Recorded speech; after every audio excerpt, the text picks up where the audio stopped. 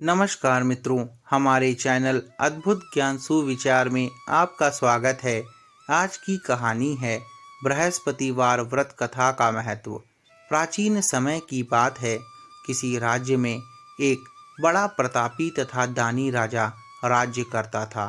वह प्रत्येक गुरुवार को व्रत रखता एवं भूखे और गरीबों को दान देकर पुण्य प्राप्त करता था। परंतु यह बात उसकी रानी को अच्छी नहीं लगती थी।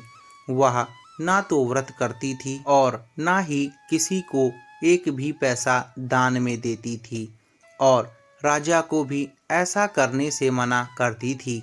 एक समय की बात है, राजा शिकार खेलने को वन को चले गए थे। घर पर रानी और दासी थी। उसी समय देवगुरु बृहस्पति साधु का रूप धारण कर राजा के द्वार पर भिक्षा मांगने को आए। साधु ने जब रानी से भिक्षा मांगी तो वह कहने लगी, हे साधु महाराज, मैं इस दान और पुण्य से तंग आ गई हूँ। आप कोई ऐसा उपाय बताएं जिससे कि सारा धन नष्ट हो जाए और मैं आराम से रह सकूं।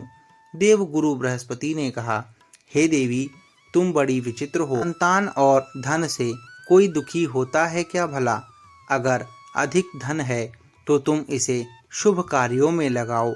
तुम कुंवारी कन्याओं का विवाह करवाओ, विद्यालय और उपवनों का निर्माण कराओ, जिससे तुम्हारे दोनों लोग सुधरें। परंतु साधु की इन बातों से रानी को खुशी नहीं हुई। उसने कहा, मुझे ऐसे धन वैभव की जरूरत ही नहीं है जिसे मैं दान दूं और जिसे संभालने में मेरा कीमती समय नष्ट हो जाए। तब साधु जी ने कहा, यदि तुम्हारी ऐसी इच्छा है तो मैं जैसा तुम्हें बताता हूँ तुम वैसा ही करना। हर बृहस्पतिवार के दिन तुम घर को गोबर से लीपना। तुम अपने केशों को पीली मिट्टी से धोना। केशों को धोते समय स्नान करना। राजा से हजामत बनाने को कहना। भोजन में मांस युक्त चीजें खाना। कपड़ा धोबी के यहाँ धुलने डालना। इस प्रकार 7 बृहस्पतिवार करने से तुम्हारा समस्त धन नष्ट हो जाएगा। इतना कहकर साधु रूपी देवगुरु बृहस्पति कुछ दूर जाकर अंतर्ध्यान हो गए। साधु के कहे अनुसार करते हुए रानी को केवल 3 बृहस्पतिवार ही बीते थे कि उसकी समस्त धन संपत्ति नष्ट हो गई। भोजन के लिए राजा का परिवार तरसने लगा। तब एक दिन राजा रानी से बोला, रानी, तुम यहीं रहो, मैं दूसरे देश को जाता हूँ, क्योंकि यहाँ पर सभी लोग मुझे जानते हैं, इसलिए मैं यहाँ कोई छोटा कार्य नहीं कर सकता। ऐसा कहकर राजा परदेश चला गया। वहाँ वह जंगल से लकड़ी काट कर लाता और शहर में बेचता। इस तरह वह अपना जीवन बिताने लगा। इधर राजा के परदेश जाते ही रानी और दासी परेशान रहने लगीं। एक बार जब रानी और दासी को 7 दिन तक कहीं से भी भोजन नहीं मिला तो रानी ने अपनी दासी से कहा, दासी, पास ही के नगर में मेरी बहन रहती है, वह बड़ी धनवान है, तू उसके पास जा और कुछ ले आ ताकि थोड़ा बहुत गुजर बसर हो जाए। दासी रानी की बहन के पास गई।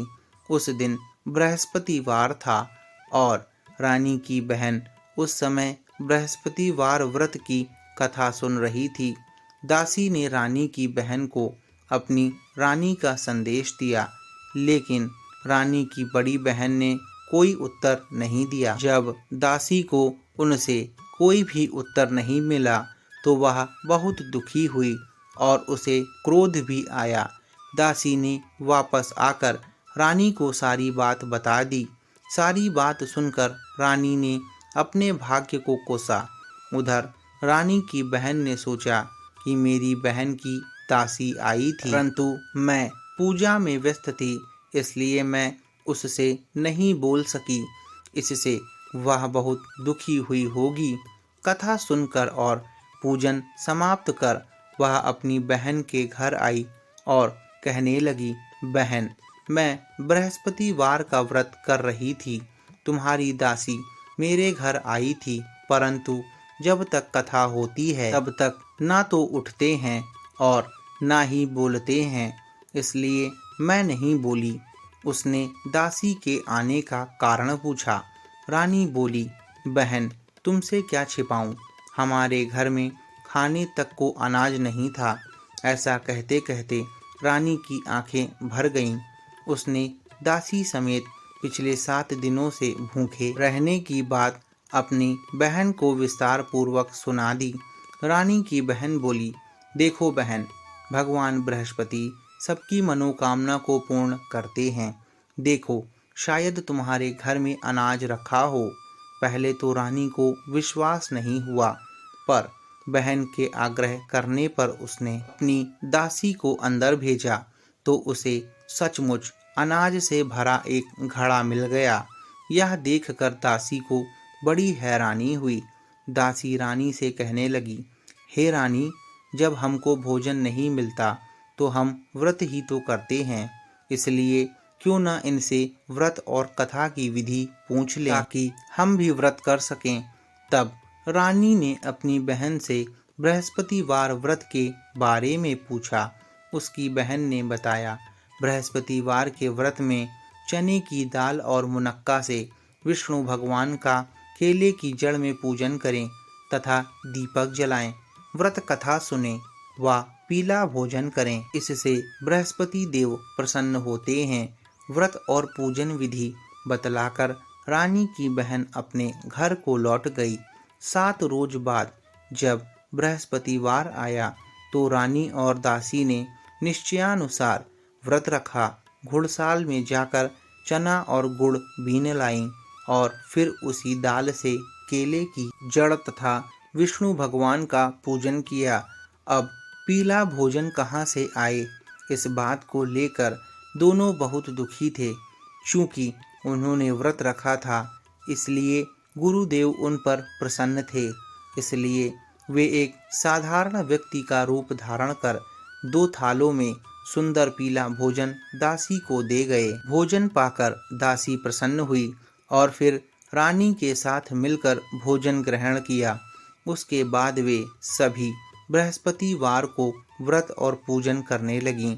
बृहस्पति भगवान की कृपा से उनके पास फिर से धन संपत्ति हो गई, परंतु रानी फिर से पहले की तरह आलस्य करने लगी। तब दासी बोली, महारानी जी, आप पहले भी इस प्रकार आलस्य करती थीं।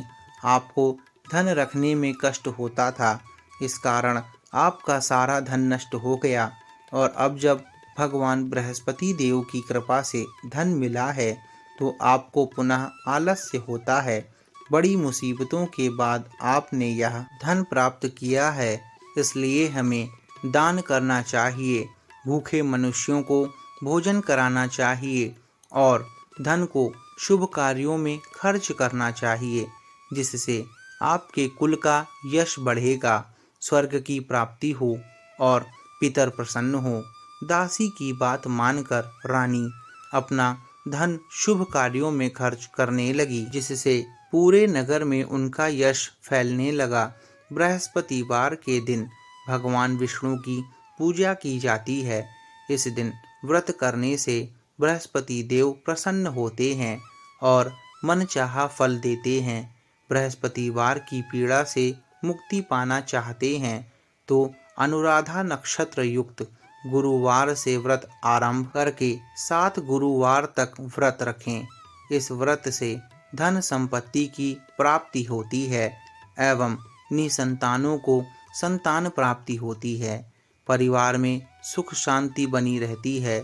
घर के सदस्य आनंद पूर्वक रहते हैं। बृहस्पतिवार के दिन प्रातः काल स्नान करके बृहस्पति देव की पूजा करें। पूजन में पीली वस्तुएं, पीले फूल, चने की दाल, मुनक्का, पीली मिठाई, पीले चावल और हल्दी चढ़ाएं। इस दिन केले के पेड़ की भी पूजा की जाती है। कथा पढ़ते और पूजन के समय सच्चे मन से मनोकामना पूर्ति की प्रार्थना करें। जल में हल्दी डालकर केले के पेड़ पर चढ़ाएं और केले की जड़ में चने की दाल और मुनक्का चढ़ाएं। इसके पास ही दीपक जलाकर पेड़ की आरती करें। बृहस्पतिवार के व्रत में दिन में एक समय ही भोजन करना चाहिए। पूजन के बाद भगवान बृहस्पति की कथा सुननी चाहिए। मित्रों, आशा करते हैं कि आपको हमारे द्वारा सुनाई गई यह बृहस्पतिवार व्रत कथा पसंद आई होगी और अभी तक आपने हमारे चैनल अद्भुत ज्ञान सुविचार को सब्सक्राइब नहीं किया है तो सब्सक्राइब ज़रूर करें।